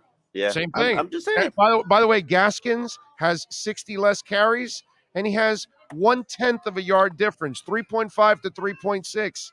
Najee Harris and this line slightly worse than Pittsburgh's. So there's no difference between Najee Harris and Myles Gaskin behind a terrible line. Yeah, Najee Harris would probably be averaging like 4.2 behind this line. But anyway, you're high, dude. No, I'm sorry. I believe that. More. So how can he does that if he can't do it with Pittsburgh? Should completely change the style of play. We'll see. We'll see when Philip Lindsay gets No. How can healthy. he do that if he can't do it in Pittsburgh? Totally different style. Totally different style of offense. Pittsburgh don't run an RPO. Pittsburgh does not. Pittsburgh does not run an RPO. A shitty line's a shitty line. No. The styles of play. I think he's perfect for the style of play. But anyway, getting to Jalen Phillips. I think he's going to have a double-digit sack season. I like what they've done where he is now basically just comes on the field as a pass rusher. They took all the other crap that they put on his plate, dropping back in coverage, edge setting. They took all the other plate. When he comes on the field, it's go get quarterback. And I don't even think he has to hit a gap. I think he just picks where he's rushing. And it's worked for them. It truly has worked for them. People don't understand, the situations where he's on the field when it's third down or when they have a lead. That's it. That's all he's playing. He's playing less snaps than when he played at the beginning of the season. But he looks more effective because they have a lead more often. So he's playing They're using more. him right. They're using him the right way. Yeah, they are. They absolutely are. They ran the wrong defense, and they used them the wrong way the first half of the season. I don't know if they ran the wrong defense. I hate when people say that because there are too many variables. Raekwon wasn't even there. Like, you're not playing. You're playing a 3-4 base defense without a nose tackle. Right? It's very different. It's you're playing an aggressive amoeba defense with safeties that you can't trust. Like it's different. It's you're playing an aggressive press coverage with cornerbacks with growing injuries. Like it's different now than it was 2 months ago. So, they were playing a defense to try to survive. Outside of Raekwon, I don't follow you at all. They weren't pressuring the same way. They weren't sending guys. They couldn't pressure the same way. Their cornerbacks couldn't pressure. Their cornerbacks couldn't cover the same way. Their safeties weren't playing the same way. So how are you going to pressure the same way? Jerome wasn't even playing the same way. Like, because you weren't sending Jerome. Now he's attacking more. They were sending Jerome, but now Jerome is not an inside linebacker. He's an edge player. They're altered. That's different. That's different. But that's a month that just started in Baltimore, and we really, but that's my point. That you put, if you're having Jalen Phillips drop in the first half of the season in coverage at times, then you don't have him you're not using him the same way, and you're not playing the same defense. Now that you're using him and attacking him and lining him up in different spots, you are using you're at a different defense right now. I'd counter what you're saying and tell you that the first 2-3 games of the season, they used Jalen Phillips in the exact same role, and they had Brandon Scarlett playing the traditional outside linebacker role. They don't have Scarlett anymore, but Jerome's filling that role. Duke Riley's playing more as an inside linebacker. Yeah, I mean, every defense has to do this. Every defense has to evolve based on what they're doing, what they're facing, what they have available. That's why I hate when people are like, oh, they weren't playing the same style of defense that they were playing. Yeah, they were blitzing. They just weren't hitting. They were blitzing early. They just were not hitting. And it's different now because you have the pieces that allow it to work the way that you want it to work. I'm you know what I'm going to do? I'm going to go back because the games are all on DVR. I'm going to go back and look at those because I think it was more base rush, and it wasn't nearly as many blitzes as we're watching now. That they're sending guys from all over. The first game, Byron Jones was blitzing like crazy, and I don't think Holland wasn't even playing, so Holland wasn't. Yeah, no, he was a part timer at that moment. He was a part time. So the pieces evolved. Eric Rowe. Do you know that Eric Rowe is second on his team in tackles? That blows my mind. And Eric Rowe is a different player this year than he was last year. It's weird, but it's working now. So props to them. Somebody wants to ask G Firm, and thank you for the super chat, G Firm. He says, question for Omar. How do you feel about us acquiring Gallup in the offseason via free agency? I haven't looked at all the players or options or free agents that are available or talk to agents in terms of what the market is. So I couldn't even sit here and tell you anything about any receiver other than the ones I'm familiar with. I don't understand what this hotness with Gallup is. Like, what's this? And it's Tuanon. There's this Tuanon obsession with Gallup. Like, he's going to be like an instant, playmaker for the Dolphins. I'm like, oh, okay. Like, I got to tell you something. I'm using my money on linemen available. I'm not signing. And overpaying in free agency for a wide receiver. No. Last time I checked, the guy above, those guys can draft another wide receiver. They'll figure it out. Yeah. They've got enough picks in the first couple of rounds. Pick a wide receiver in the first couple of rounds if you want, and put him opposite of Waddle. I'm good with that. There, bring back Mac Hollins and. And who knows? You got Lynn Bowden Jr. coming back. Not to say that he's going to help you because I really didn't think he was that good in training camp. But Lynn Bowden Jr. is the player that I thought they would use Waddle as. But they've turned Waddle into a possession receiver, which I have no problems with. He's about to set, but he just set a Dolphins rookie record. He's about to set an NFL record in receptions. He's proven he's tough. He's durable. He's smart. He drops into great zones. Waddle doesn't have a hole in his game, which is very impressive to see. Now, is he a dynamic, ridiculous playmaker? No, but I think he's proven that he's going to be a very good player in the NFL. What's he at right now? He's going to have 1,000 yards. He's at 849 yards. Easy. Yeah. Have 100 yards. And again, I think the guy's a monster because one of the things that you got to love about him. Thank you for coming, man. One of the things that you got to love about him is that the ball's going to him and you still can't stop it. And to me, that's the impressive part because anybody that plays defense against Miami knows that 17 is going to get the ball. Whatever corner's lined up on him, he has to know, dude, I'm going to be busy today. They're going to throw a lot to this guy. And rarely is he ever covered. Rarely is it ever deflected. Rarely is he ever stopped from catching it. Kid's money, man. I mean, I don't think he gets enough credit for that, Omar. That it's a rookie, and they're throwing it to him. They have no choice, and you're still not stopping it.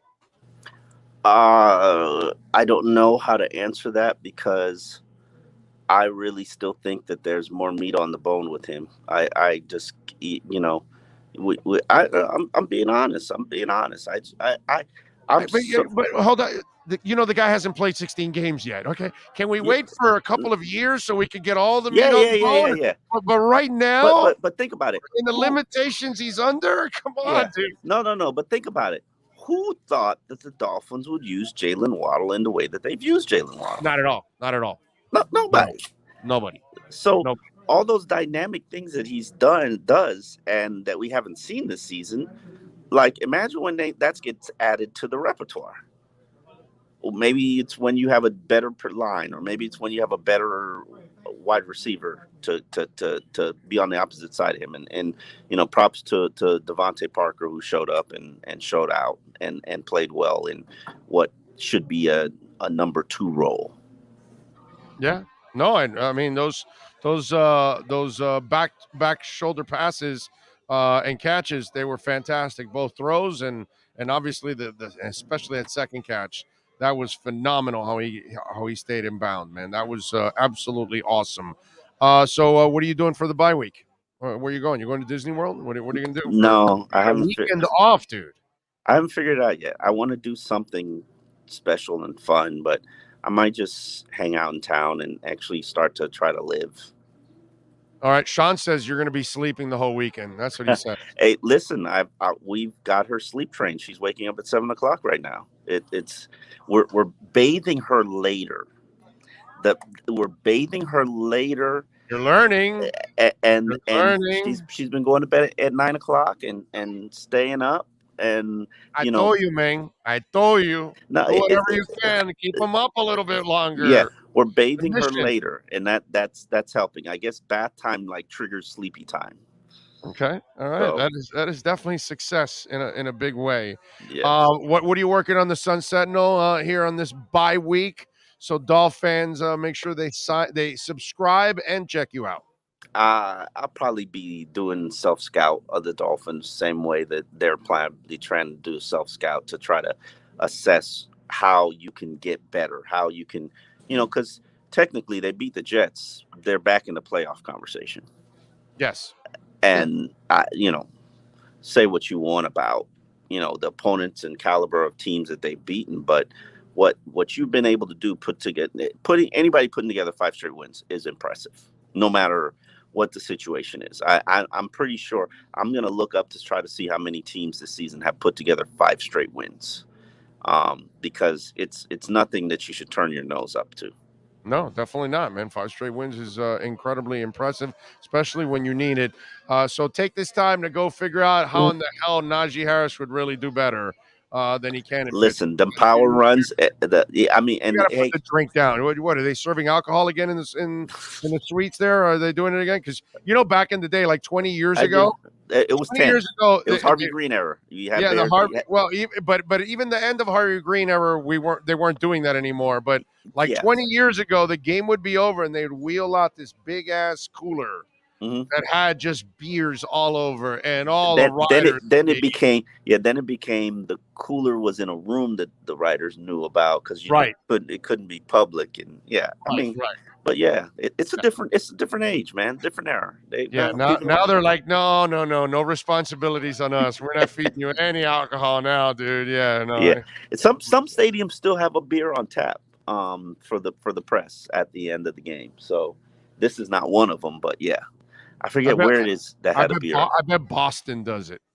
No, Boston is clam chowder and very good pizza at the end. I figured they would have like a Sam Adams on tap there or something. You would think it's somebody, but I can't remember who it is. But I'll figure it out. Pittsburgh? The Iron City beer. It might be Pittsburgh. Yeah, I know I've been there a couple of times, so it might be Pittsburgh. I know it's not in the AFC East. And I know I've been there a couple of times, so it might be Pittsburgh. Follow him on Twitter at Omar Kelly. More importantly, catch his work there at the South Florida Sun Sentinel, and subscribe and support Omar there at the South Florida Sun Sentinel. Thank you for taking the time. Always appreciate it, my friend. All right. Talk to you later. You got it. That is our EJDconstruction.com Miami Dolphins report. You been listening to the EJDconstruction.com Miami Dolphins Report with Omar Kelly. For additions, home remodeling, or custom work, call Eric at 305-433-4843. EJDconstruction.com is the custom home builder and general contractor you can trust. 305-433-4843. Nicholas Rowley is telling me, Big O, sorry I'm late to the stream, but we got to address the Sandman. He's been super inconsistent this year, as always. Fins up, baby. Yeah, Jason Sanders, I guess that's what he's talking about, right? That's the only thing I can come up with. Sand and inconsistency would be the kicker. Dude, I can't explain it. He got his cash. I don't know what it is. Does he have the Duncan Robinson disease right now? I have no idea. Right now what's going on with him, or is it the special teams coach? Because the special teams overall haven't been necessarily special throughout the year. I know they made a couple plays recently, but they haven't necessarily been that special. So I'm not sure what it is, man. It's hard to answer if it's Jason, if it's the coaches around him. See, that's my problem right now with Flo. I don't have so much of a problem with Flo, even though he does make a lot of really bad decisions. He's not good at challenges. He still doesn't play Matt Collins. You know, there are things that he does still that just, doesn't play the right defense, doesn't even know how to use Jalen Phillips, whatever. I mean, there are it's endless the amount of things that he does that are terrible. And by the way, set his team back. But having said all that, I could actually grow with him in certain areas. The problem I have with him now is he can't build a staff. And if you can't build a staff, you can't be a head coach. That's my problem. And I know that it's blasphemous. Oh, my God, they've won 5 in a row. How could he say that about him? And this and that. But I look at the problems, and the O-line is there still. The offensive issues, quarterback, special teams. It's not a good – he's got a terrible coaching staff. Terrible. What saves them is that they actually have, something that they know on defense. But on offense, I think Tua and Waddle and these kind of guys succeed in spite of the garbage around them. Okay? That's the way I call it. So there you go, my man. So that's Nicholas. I don't know how to answer the whole Jason Sanders thing. Go ahead. There was a chat going on earlier on in Tremolio. Tremolio, yes. He said, okay. He said that he was striking the ball with the here it is. toe and shanking it instead of hitting it like. Yeah, he says, I was a kicker in high school. Dad was a pro soccer player. Sanders is striking the ball with the corner of the toe, shanking the ball. He needs to strike it with the inner foot like a hockey stick. It's a technique right now. He might be right. I don't know. I don't know enough about kicking. I can't answer that. He might be right. I wasn't a kicker. Yeah, no, I mean. I was actually a punter, but that's different. Yeah. Yeah, no. I remember in the park there was this electric cable that was right at the corner end of the park. And it was wide enough and high enough that we would use that as a field goal. So that's better than what we did. We just had 2 people stand with their arms together and hopefully didn't kick them in the face. Only problem is that the bar to get it over, which was the cable, that thing's high, bro. So you had to kick it really high to get it cleared. It was one of those, and it wasn't in the middle of a game, by the way. We didn't have field goals in a game. We weren't doing that, by the way, in pickup football games. But we used to play a game that it was, we use another word. I'm not going to use it right now, but it was kind of like horse in basketball, but we do it with a football and kicking it. So different angles and stuff like that. And it was just one of those things that we would do to have fun, and somebody would have to stand on the other side of the cable and catch the ball wherever it would go, or, all that kind of stuff. So yeah, stuff that kids do, man. I don't know. If Flo can't get a legit offensive line coach and a coordinator, it would help drastically. Well, he hasn't done it in 3 years. What makes you think he's going to do it now? It's like somebody said, it's all part of development. Somebody, I forgot who put that on the chat board now. And it's like, development of what, dude? How much more are you going to wait for him to find a coach? He can't find coaches. He can't get coaches to work for him. It's a problem. And it's going to be a problem again next year and another slow start and all that stuff. And we're all going to be frustrated with it. So it is what it is. We'll find out. But winning is one of those things that, we'll see what Chris Greer and company see. I didn't have an issue with personnel like you guys did. I have more of an issue now with the head coach. I never was the one, oh, no, fire Chris Greer because they haven't made the right picks. No, I'm pretty sure it was the right picks. More often than not, I'm pretty sure it was just crappy coaching that's been the problem, and that's been the problem. So what are you going to do? Yes, sir? The Twilight, I'm sorry. What happened? The Twilight Zone is getting more and more. Manny Navarro is going back to Mario Cristobal, okay? Apparently he's on the call. They asked him what he's looking forward to about the Alamo Bowl, and he said continued improvement with his Oregon football team. Okay. All right. So it's like you got to play this game. It's like, but I get it. He has his responsibilities to his team. Yeah, I think he's holding it close to the chest. Right, and he has not, moved on. So he owes them his best, and so he's there to go through the whole process. You know what I'm saying? So I get it. It looks like it might be a long 20-something days until the bowl games are over for Miami and Oregon. Yeah, always praying for the team to start sucking again. No, I don't do that, bro.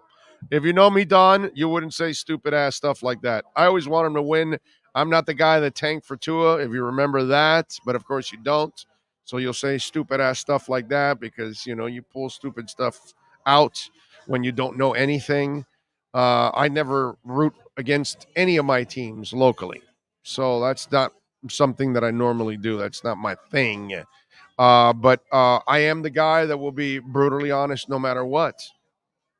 And that's what some people can't handle, unfortunately. Oh, no, they won. He must be fantastic. No, not really.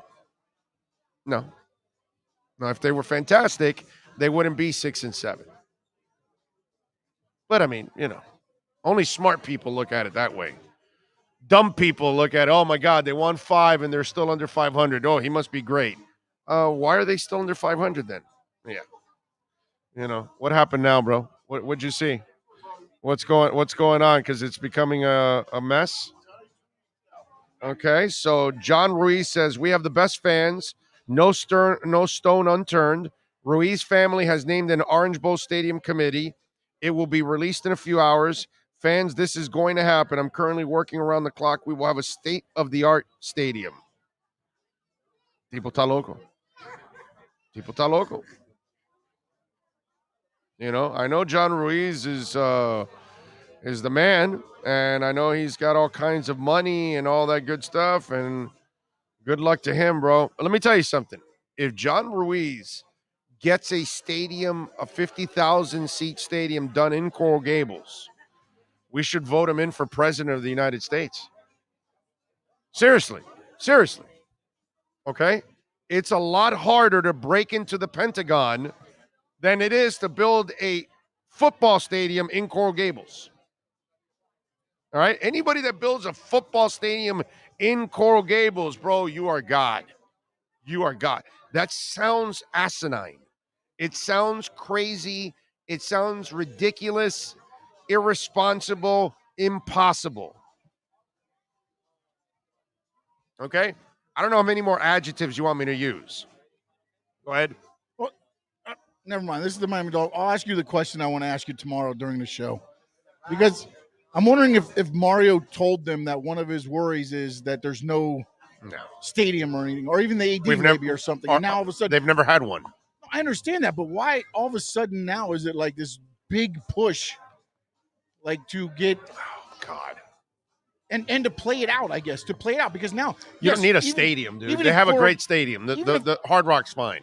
But I understand. I totally agree with you. But it seems like they're doing this to show somebody or to put a big front up that they are willing to make something happen.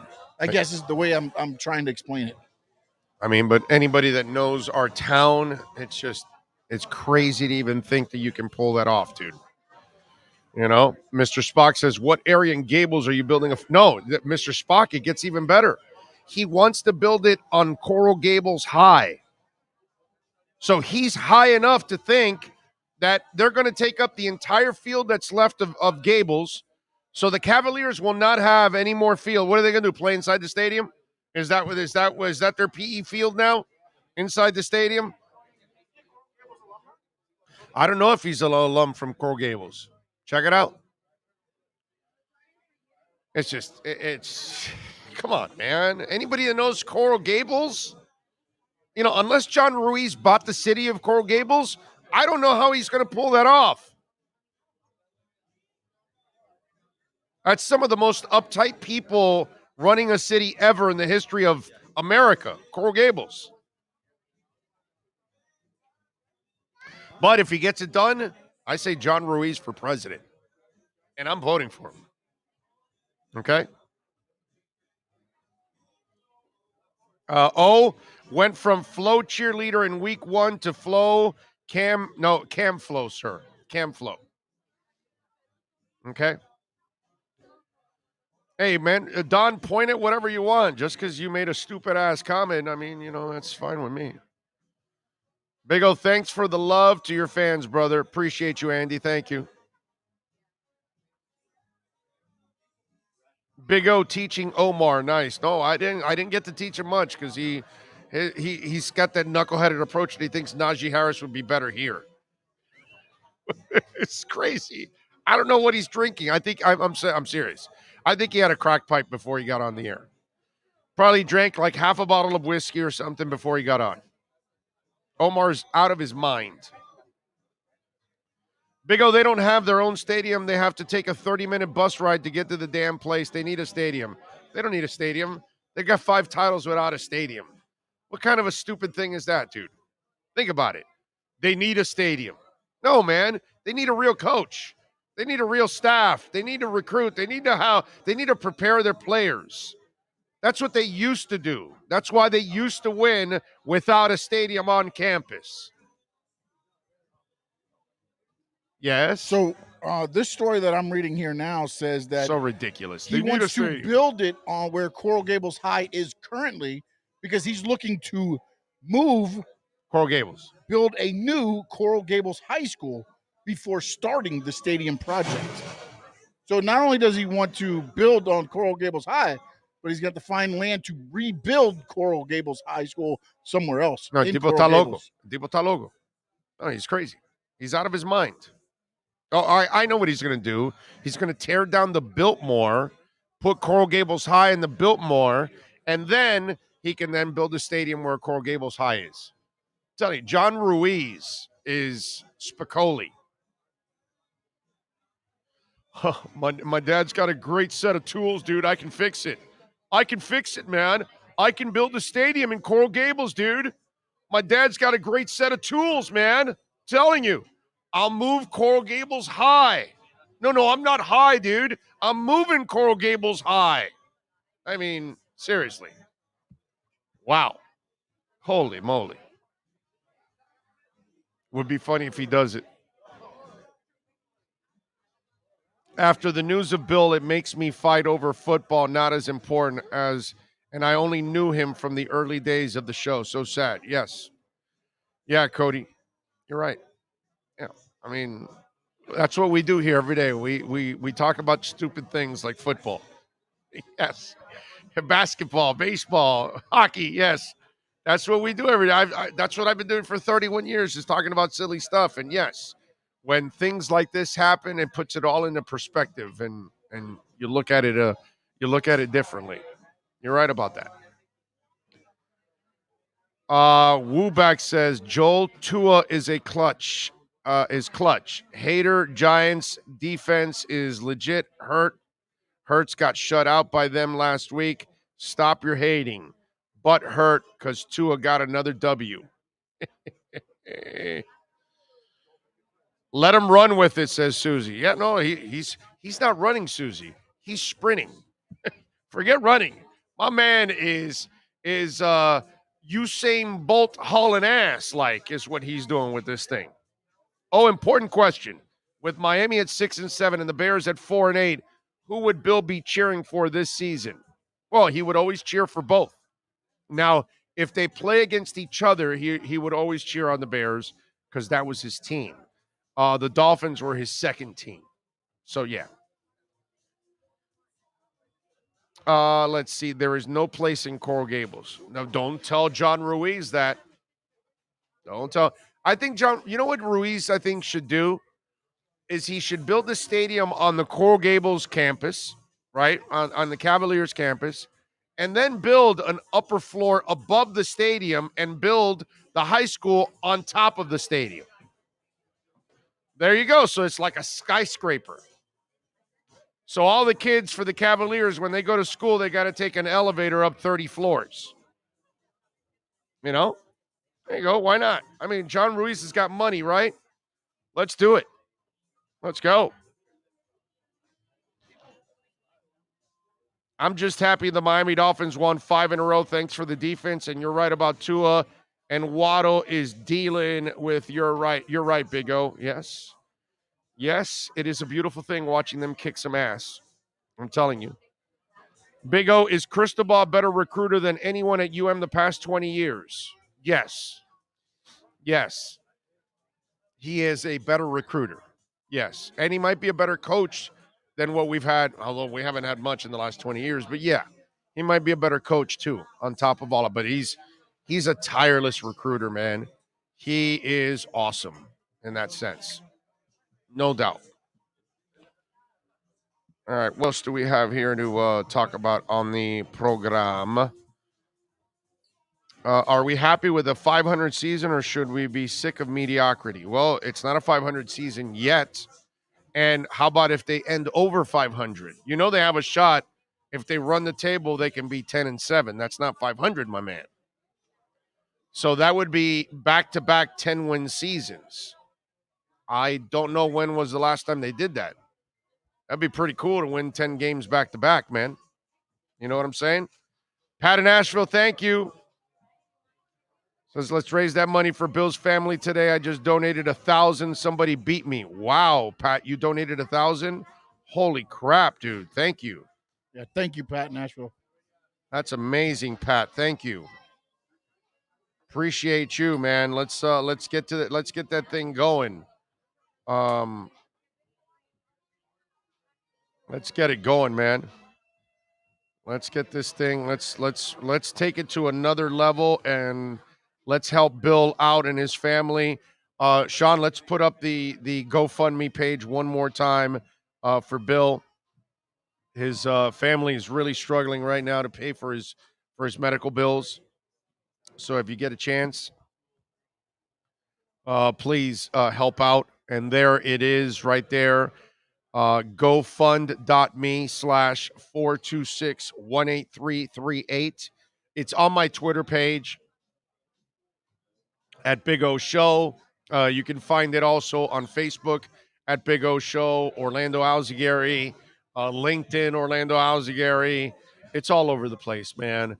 So if you get a chance, please make a donation and help out his family, who's really struggling right now with his bills. And we are going to, I can't tell you how much we're going to miss Bill, man. It's just one of those things that I just lost my brother yesterday, and I will not be the same for a long, long time, ladies and gentlemen. That's for sure. But I do want to thank all of you out there that have sent your condolences. Those of you that have made a donation to help out Bill and his family. You're absolutely amazing. Thank you all out there for being so supportive and during this obviously difficult time for a lot of us, and all of you out there. You know, I pray for all of you out there. Those of you that have been with us from the get-go.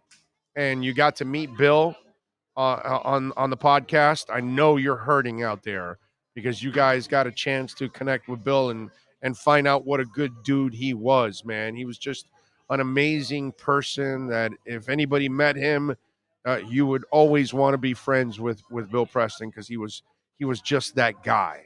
You know what I'm saying? And he made my life better, man, for over 40 years. So I'm going to miss him a lot. I want to thank all the great people out here at Sports Grill. I want to thank all the folks that came out to hang out with us. I appreciate it. I see Alexa and Josh are here. They came here after the game to visit us and appreciate it out there. We will see all of you on Monday. tomorrow morning, 10 a.m., baby. Sean Stanley, sir, excellent work by you as always. Thoughts and prayers with Bill Preston. Today's broadcast was dedicated to Bill, man. We love him. We will miss him. He will never, ever leave our memories and our hearts. We love you, Bill. You be good out there, folks. Thank you all out there for your help.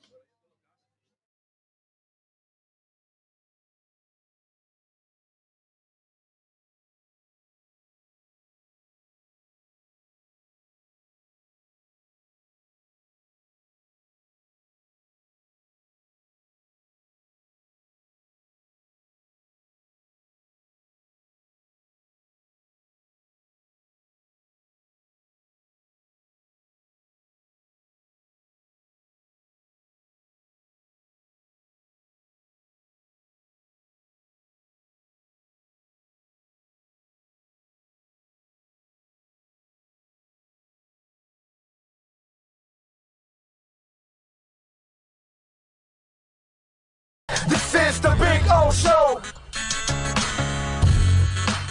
Sports fans love a place with great food, cold drinks, and TVs everywhere. That's why sports fans love Sports Grill and their 7 amazing locations. Check out the Bird Road location at 11481 Southwest 40th Street in the back corner of the West Bird Shopping Center. Sports Grill is also now offering some great employment opportunities. All kinds of positions are now available from kitchen to hosting. Call for more information at 305-485-8845. From wraps to salads to amazingly delicious specialty dishes, Sports Grill is the home to the legendary special grilled wings. Since 1987, Sports Grill, good food, good drink, and good friends.